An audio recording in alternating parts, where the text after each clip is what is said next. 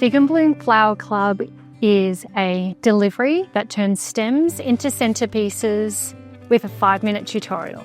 In this week's box, we've got magnolia foliage, we've got alstroemeria, we've got kale, and sweet william. In this week's box, I'm going to show you how to arrange the magnolia, sweet william, kale, and alstroemeria. Let's start with the magnolia. So I've got a whole bunch here, which is amazing. What we're going to do is every individual stem, some will be shaped very wildly. So we've just got to sort of wrangle it into position.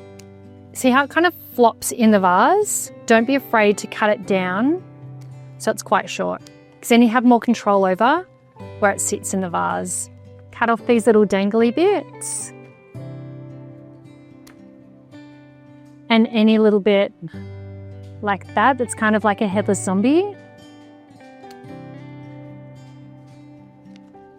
Always give your stems a fresh cut and on an angle.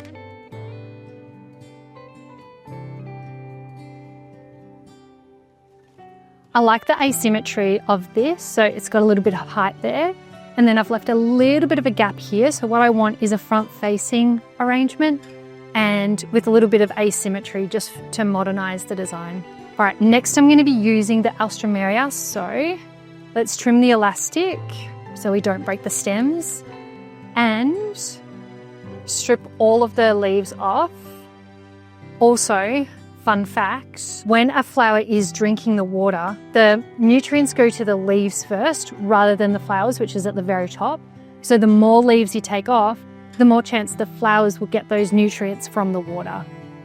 So utilizing the full length of that magnolia, alstroemeria, we're going to start popping them in the vase just like this.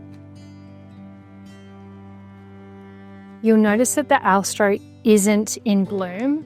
Flowers need sunlight to bloom. In winter, that's why you'll find that a lot of your flowers will arrive not in bloom, and it'll take time for them to bloom throughout the week or even the fortnight. Alstroemeria are really long-lasting flowers. That's why we love to use them. The cleaner the stems, the cleaner the water, and if you have clean water, then the flowers will last longer. Remember to change your water every 2 days. As you can see, I've got that height of the alstroemeria going this way and that asymmetrical shape. So I've got the sweet william sort of hanging down this way. Make sure all of your stems touch the water. That's one of the key complaints that we have when customers receive their flowers and some of them die early. It's actually because they've got a water level in their vase where some stems are up here and some stems are down here, and the stems up here aren't touching the water. So the water has been drunk by the flowers. All right, finally, I'm going to add the kale. So the kale is the focal flower to the vase arrangement. So we've got our beautiful magnolia foliage. We've got our alstroemeria sitting up nice and high on the left side. We've got the sweet william sort of cascading down on the right side. So our kale flower is going to be our focal flower right in the middle. I'm actually going to add a sweet william. I really love kale because it arrives open. You don't have to worry about it not opening like the alstroemeria. It's already nice and in bloom and it stays like that. It's a sure thing. I love it. Finally, I'm just going to reposition my kale because it's looking very straight up and down. So I might just reposition my kale so it's a little bit more front facing and we're looking into the face of the kale, not to the side.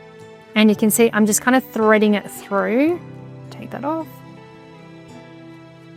Threading it through a little bit so we're looking into the face of the kale rather than the side of the kale. Just like that. And there we go. That's the finished product.